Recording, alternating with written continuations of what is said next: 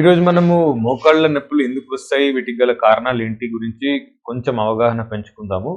ఈ మోకాళ్ళ నొప్పులు అనేటువంటివి సాధారణంగా వయసు పైబడిన కొద్దీ మోకాళ్ళలో వేర్ అండ్ టేర్ అరుగుదల ఉండడం వల్ల మోకాళ్ళు అరిగిపోవడం, ఈ ఆర్థరైటిస్ అని అంటాము, ఆస్టియో ఆర్థరైటిస్ అని అంటాము. దీనివల్ల మోకాళ్ళు క్రమంగా అరిగిపోతాయి. దీనిలో కార్టిలేజ్ మృదులాస్థి అనేది అయితే అంటామో అది కరిగిపోవడం వల్ల బోన్ మీద బోన్ రాసుకోవడం, దీనివల్ల కాలు వంకర అవ్వడం, నడవడం ఇబ్బందికరంగా అవ్వడము, ఎక్కువ దూరం నడవలేకపోవడం, స్పీడ్ తగ్గడం, ఎక్కువసేపు కూర్చున్నాక లేచినప్పుడు స్టిఫ్నెస్ ఉండడం అనే సిమ్టమ్స్ మనకి కనపడుతూ ఉంటాయి.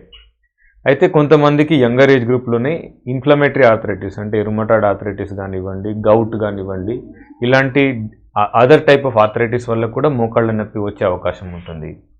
యంగర్ పేషెంట్స్లో కొంతమందికి కాళ్ళు పుట్టుకతోనే వంకర ఉన్నట్లయితే దీని మీద జాయింట్ మీద లోడ్ ఎక్కువ అవడంతో అర్లీ ఏజెస్లో 40-45 ఇయర్స్కే ఈ మోకాలు అరగడం జరుగుతుంది.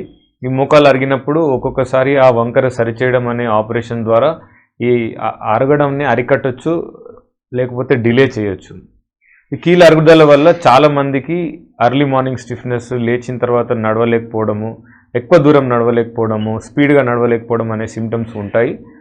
మోస్ట్ ఆఫ్ ది ట్రీట్మెంట్ ఇనిషియల్గా ఏదైతే ఉంటుందో అది కన్జర్వేటివ్ ట్రీట్మెంట్ అంటే ఆపరేషన్ లేకుండా ఈ ప్రాబ్లమ్ని రికగ్నైజ్ చేయడము, ఏదైనా సెకండరీ కాజ్ ఉందా, యూరిక్ యాసిడ్ ఏమైనా పెరిగిందా, వీళ్ళకి ఏమన్నా కీళ్ళవాతం లాంటిది ఏదైనా ఉందా, థైరాయిడ్ ప్రాబ్లం ఉందా, అలాంటివి పరీక్షల ద్వారా నిర్వహించడము, ఒక బేస్ లైన్ ఎక్స్రే చేసుకోవడము, చేసిన తర్వాత ఎంత అరుగుదల ఉన్నది, ఏ స్టేజ్లో ఉన్నది, 4 స్టేజెస్ ఉంటాయి. ఫస్ట్ స్టేజా, సెకండ్ స్టేజా, థర్డ్ స్టేజా, ఫోర్త్ స్టేజా అనేది నిర్ధారించడం జరుగుతుంది. Most of the early stages 1 to 3 stages లోపల పేషెంట్లకి మోకాళ్ళ అరుగుదలను స్లో డౌన్ చేసే మెడికేషన్ స్టార్ట్ చేయడము, మోకాళ్ళ మసిల్స్ని స్ట్రెంగ్తెన్ చేయడము, లైఫ్ స్టైల్ మాడిఫికేషన్స్ అంటే నేల మీద కూర్చోవడం, మెట్లకి దిగడం తగ్గించడము, ఎక్కువ దూరం నడవకుండా, అవసరం ఉన్నప్పుడు మెడికేషన్ వాడుకొని ఫిజియోథెరపీ ద్వారా మోకాళ్ళ మసిల్స్ని స్ట్రెంగ్తెన్ చేసుకుని మేనేజ్ చేయడం జరుగుతుంది. ఈ పెయిన్ కనుక కంటిన్యూస్ బేసిస్ మీద ఉండడము, ఎవ్రీ స్టెప్ పెయిన్ఫుల్ అయ్యి గ్రేడ్ 4 ఆర్థరైటిస్ ఉండి 6 నెలల తర్వాత కూడా రోజు పెయిన్ కిల్లర్ వాడే అవసరం ఉన్న వాళ్ళకి ఒక్కొక్కసారి మోకాలి శస్త్రచికిత్స అవసరం పడుతుంది. అది జాయింట్ అరుగుదల ఏ ప్రదేశంలో ఉంది దాన్ని బట్టి శస్త్రచికిత్స నిర్ధారించడం జరుగుతుంది. ఓన్లీ ఒక particular part of the joint కనుక అరిగినట్లయితే పార్షియల్ నీ రీప్లేస్మెంట్ చేయడం జరుగుతుంది. పూర్తిగా జాయింట్ అరిగిపోయి లిగమెంట్స్ కూడా డ్యామేజ్ అయినాయి అనే పర్యంతం లోపల మోకాలు రీప్లేస్మెంట్ జరుగుతుంది, టోటల్ నీ రీప్లేస్మెంట్. ఇందులోపల అరిగిపోయిన జాయింట్ ఏదైతే టిబియా పార్ట్ ఉంటుందో, ఫీమర్ పార్ట్ ఉంటుందో దాన్ని తొలగించి దాని ప్లేస్లో కృత్రిమ జాయింట్ని అమర్చడం జరుగుతుంది. ఈ జాయింట్ 15 to 20 ఇయర్స్ పనిచేయడము. ఆ జాయింట్ అమర్చే విధానాలు చాలా ఉంటాయి. అందులో కన్వెన్షనల్ నీ రీప్లేస్మెంట్ అని ఉంటుంది. కంప్యూటర్ నావిగేషన్ ద్వారా ఈ ఆపరేషన్ నిర్వహించవచ్చు, సో దట్ యాక్యురసీ బెటర్గా ఉంటుంది. ఇప్పుడు మన దగ్గర రోబోటిక్ ఆర్మ్ ద్వారా ఈ ఆపరేషన్ చేయడం జరుగుతుంది. సో ఈ బోన్ కట్స్ కూడా రోబోటిక్ ఆర్మ్ని యూజ్ చేసి particular patient centric joint replacement చేయడం జరుగుతుంది. ఆ పేషెంట్ యొక్క మోడల్ని క్రియేట్ చేయడం, వర్చువల్ 3D మోడల్ని ఆన్ టేబుల్ క్రియేట్ చేసి వాళ్ళ సాఫ్ట్ టిష్యూ టెన్షన్స్ అన్ని మెజర్ చేయడము, ఆ రోబోటిక్ ఆర్మ్ ద్వారా ఆపరేషన్ నిర్వహించడం అనేటటువంటి టెక్నాలజీ కూడా ఇప్పుడు అవైలబుల్ ఉంది. అది పేషెంట్ పరిస్థితిని బట్టి, అవసరాన్ని బట్టి, సివియారిటీ ఆఫ్ ఆర్థరైటిస్ని బట్టి, నొప్పిని బట్టి నిర్ధారించడం జరుగుతూ ఉంటుంది. ఈ ఆపరేషన్ తర్వాత ఒక 2-3 నెలల్లో పేషెంట్ కోలుకోవడము, వాళ్ళ పనులు వాళ్ళు యథావిధిగా చేసుకోవడం అనేది జరుగుతుంది. ఆపరేషన్ సక్సెస్ 15 to 20 ఇయర్స్ వరకు సక్సెస్ఫుల్గా నడుస్తుంది.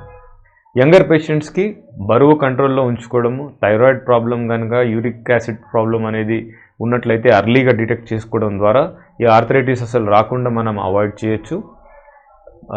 Other cause for arthritis, early arthritis ఈ లిగమెంట్ ఇంజరీస్ కనుక అయినట్లయితే, ఏసీఎల్ ఇంజరీ, లేకపోతే పీసీఎల్ ఇంజరీ, లేకపోతే మెనిస్కల్ ఇంజరీ, ఇలాంటి లోపల ఉండేటటువంటి సాఫ్ట్ టిష్యూ స్ట్రక్చర్స్ ఇంజూర్ అయినట్లయితే, ఆ ఇంజరీకి సరైన ట్రీట్మెంట్ టైంకి తీసుకోకపోయినట్లయితే ఒక 8-10 సంవత్సరాల తర్వాత మోకాలు అరిగే పర్యంతం ఉంటుంది.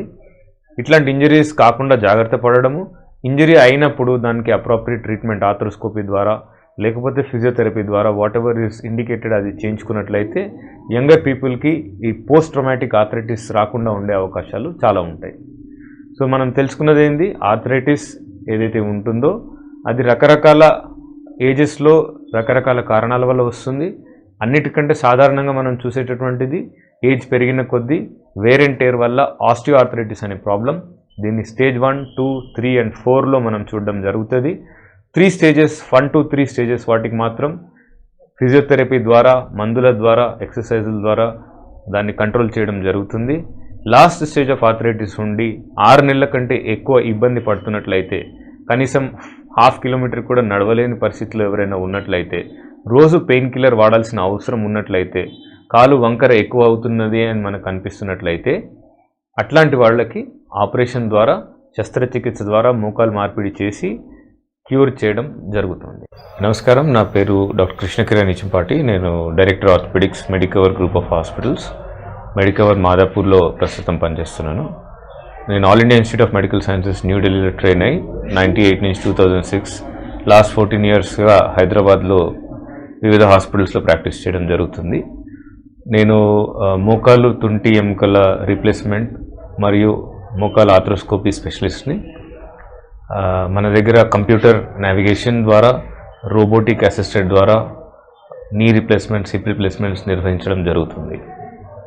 ఇక్కడ లాస్ట్ 10 ఇయర్స్గా 10,000 కంటే ఎక్కువ మోకాలు మార్పిడిలో 1000 కంటే ఎక్కువ హిప్ రీప్లేస్మెంట్స్ చేయడం సక్సెస్ఫుల్గా జరిగింది.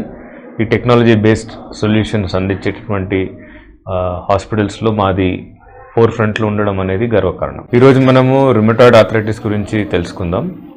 రుమటాయిడ్ ఆర్థరైటిస్ని సాధారణంగా కీళ్లవాతం అని కూడా అనడం జరుగుతుంది. ఇది అన్ని వయసుల వారిని ఇబ్బంది పెట్టే సమస్య అయినప్పటికీ యంగ్ ఏజ్లో జాయింట్స్ అరిగిపోవడము, జాయింట్స్ ఇన్వాల్వ్ అవ్వడం అనేది చాలా బాధాకరమైన విషయము. ఇది ఆటో ఇమ్యూన్ డిజీజ్ అంటారు.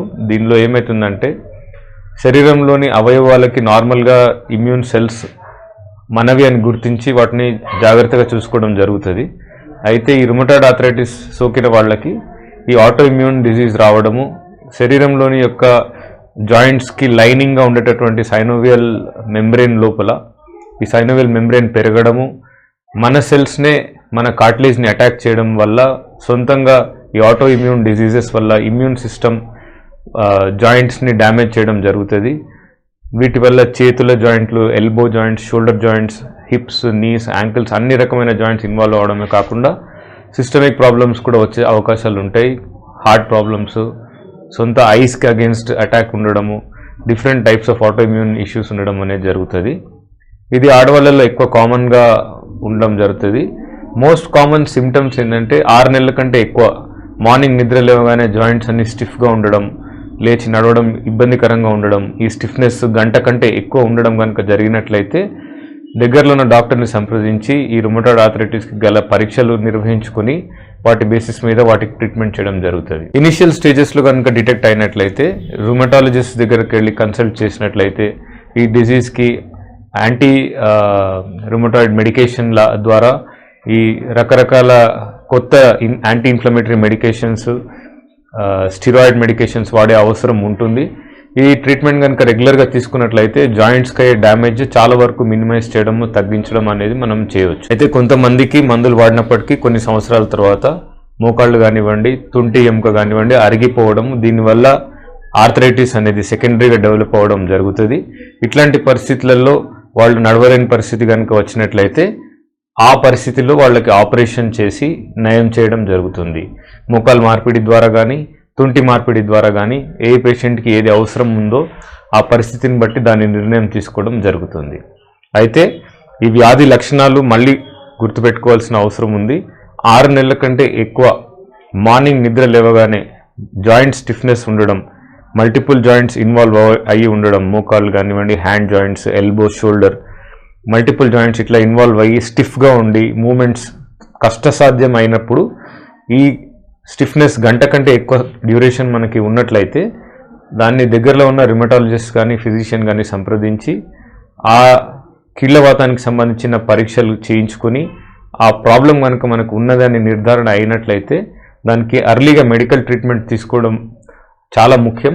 ఇది చేసినట్లయితే చాలా సంవత్సరాల వరకు ఈ వ్యాధిని కంట్రోల్లో ఉంచవచ్చు.